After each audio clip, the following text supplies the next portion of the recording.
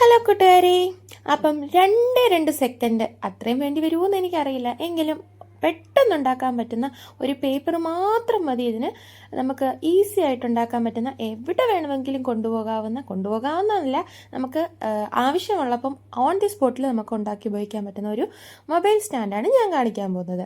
അപ്പം ആദ്യം തന്നെ സ്ക്വയറിലൊരു പേപ്പർ എടുക്കുക. എന്നിട്ട് താണ്ടെ ഇതുപോലെ നടുക്കുന്നും എക്രോസും 2 മടക്ക് മടക്കിയിട്ട്, അത് കഴിഞ്ഞ് നമ്മൾ കുഞ്ഞു ബോട്ടുകളൊക്കെ ഉണ്ടാക്കാറില്ലേ, നമ്മളെ പേപ്പർ ബോട്ട്, അതുപോലെ 2 സൈഡിൽ നിന്നും മടക്കി കൊടുക്കുക. അപ്പം നമുക്ക് താണ്ട് ഇതുപോലൊരു ത്രികോണം കിട്ടും. അതേപോലെ തന്നെ ഓപ്പോസിറ്റ് സൈഡും മടക്കുക.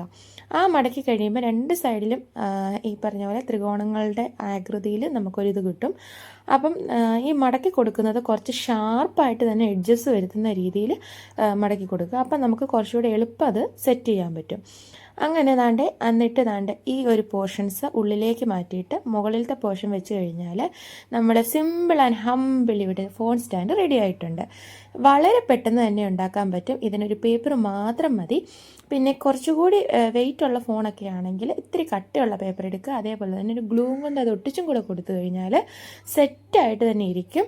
അപ്പം കണ്ടില്ലേ, ട്രൈ ചെയ്ത് നോക്കിയേ. ഇതുപോലെ നമുക്ക് സ്റ്റാൻഡായിട്ട് ഉപയോഗിക്കാം. അപ്പം എല്ലാവരും എന്നെ ഒന്ന് സപ്പോർട്ട് ചെയ്യുക.